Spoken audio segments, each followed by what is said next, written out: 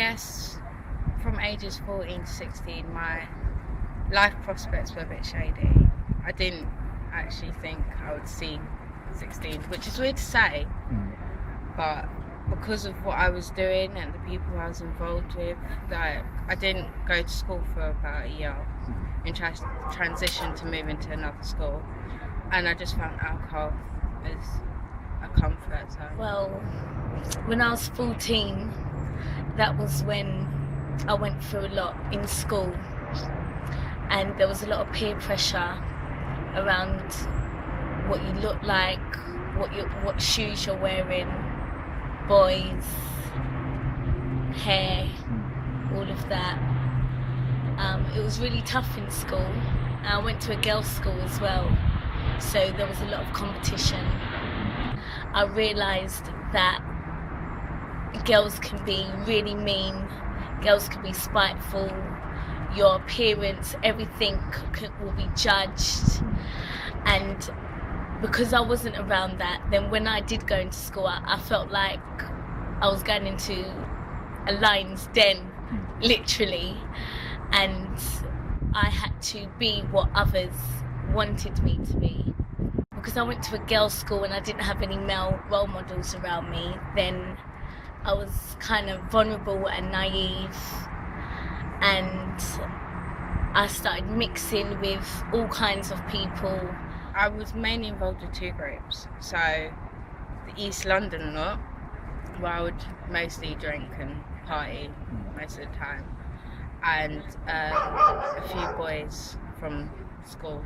They had problems with a gang, so me being affiliated with them obviously brought my name up in certain situations, especially when they came to my house, because I live where the gang hangs out. So it kind of put me in a difficult position for quite some time as well. I think the most difficult thing being around all of that is not having breathing space. So I had to deal with the death of my brother, but I didn't actually deal with it.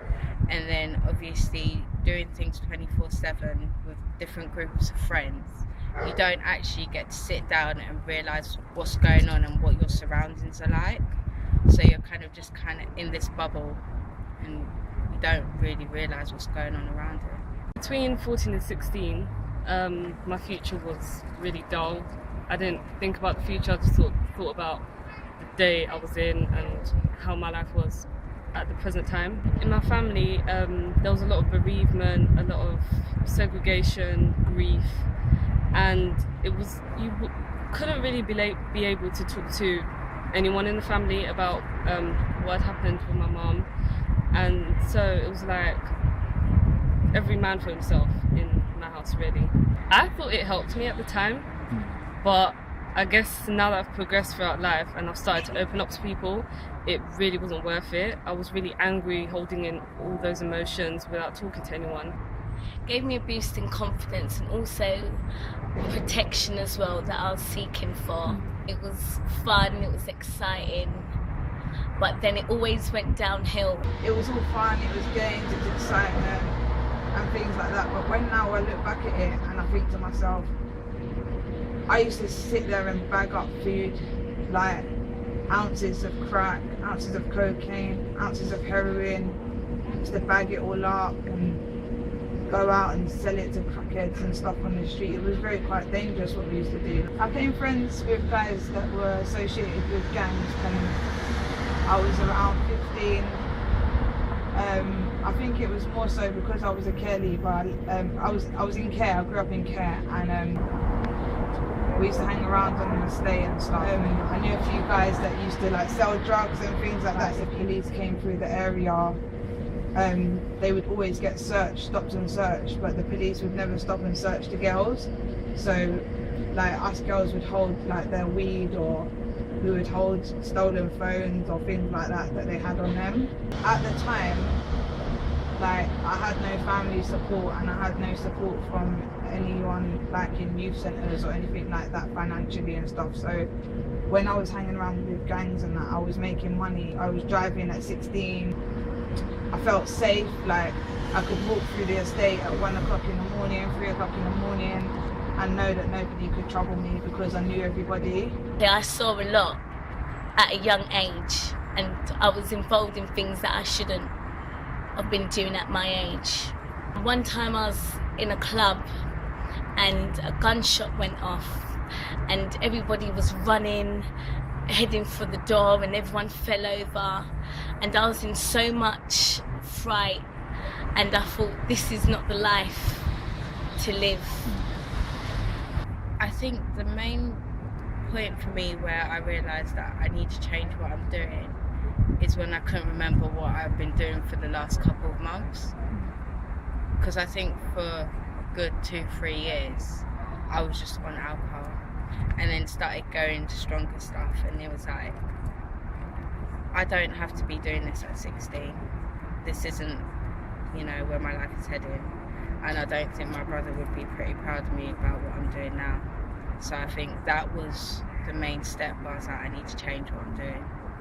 The school that I went to was involved with a charity called XLP, so they held showcases and stuff like that. I never auditioned for the showcase because I was always the nervous one, but XLP kind of came to us in a way, and we got involved with them and started working at showcases, like helping out, and it kind of broadened my horizons, that it doesn't all just end there, there's so much more you can do. And that's how I got involved with modelling and acting and singing. I started to feel more secure about myself when things started getting better at home.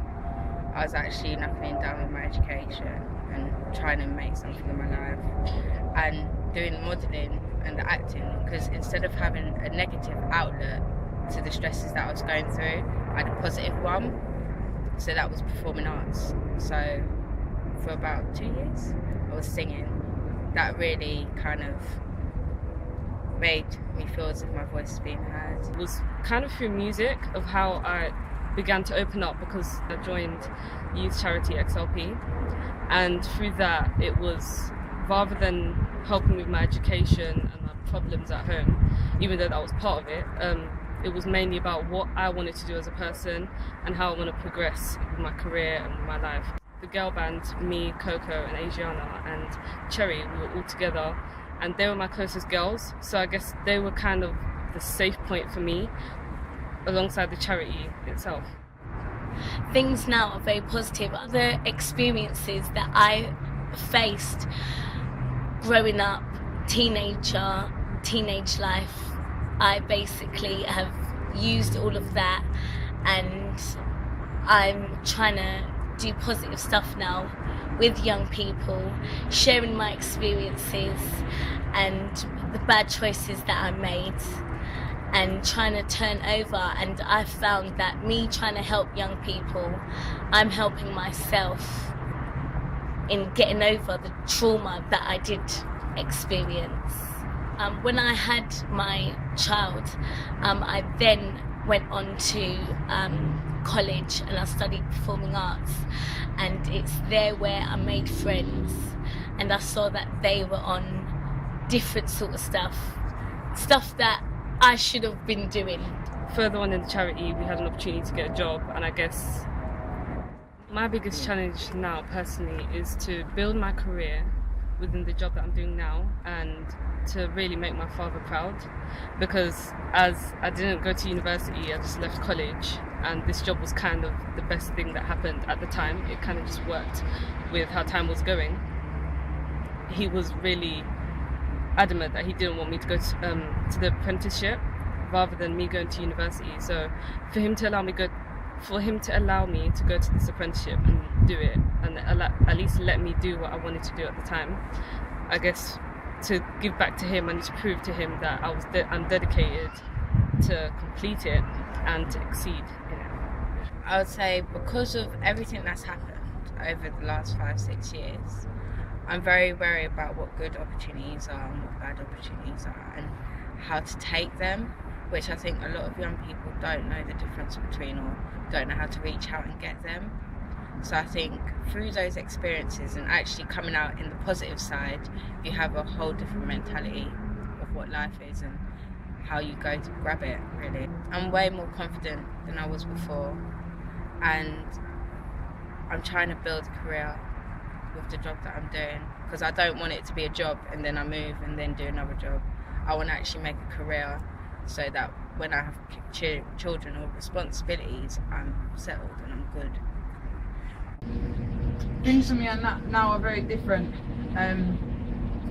Like, although I'm not around any criminology or anything like that anymore, I'm not around things like domestic violence, I'm not around anything like that now, and I have 2 sons of my own. So my biggest challenge now is growing my 2 young sons and making them know that they don't need to be a part of the roads. My sons that are growing up in today's society, like my kids that are growing up now, like I'm just trying to protect them from the things that I went through or the things that I saw guys go through.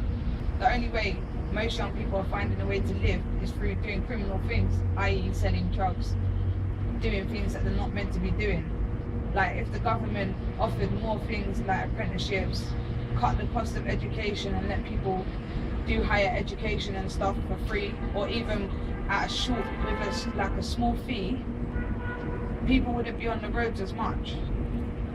Earning a living legally is so much better than earning it illegally, because you know that you've worked for that money, and it's not just easy money where you can easily get it and lose it. It has more worth to it. So I would say, yeah, you could be earning $3,000 a week, but when you're 20 and you have kids, or when you're 30 and you have kids, you don't want your kids going down the same road and selling weed or shotting on the streets. You don't want that for your kids. So you've got to make an example of it now and start now, really. The only thing that I can think of why a female would want to be involved in a gang is because she's either insecure, suffering domestic violence, or feels that she has nothing. So I would say that to make a girl not be associated with gang members or people like that, she needs support, she needs stability, she needs some sort of guidance. At first I was treated very well. I was given whatever I wanted, clothes, money, but then after a while it became a control thing, and I wasn't allowed to speak to anybody anymore, and I was told to cut off my friends and anyone that I knew, basically. And the relationship was really bad. I actually saw that they were a negative influence. They thought negative, and when I left that relationship, I was negative. I was angry, where before I wasn't. And it's not until I left them I realised that I've actually been changed now.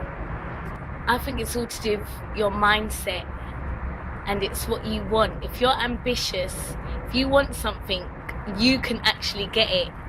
I just want to say that young women of today, you are meant to be mothers in your lifetimes, and you're going to be raising children at some point, and you must stay healthy. You have to be positive for a life in some time. And so just be careful of the situations you're getting in, the guys that you're meeting, and what you're doing, because you will be a role model to a young child later on in life, and you need to be a positive role model. Girls, do not make anybody put their hand on you. It is not normal. If guys say it's because they love you, no. Okay, love doesn't hurt. Okay, love is not physical. Okay, it's manipulation. You will find somebody that will not hit you, okay? And they don't need to be aggressive to tell you something.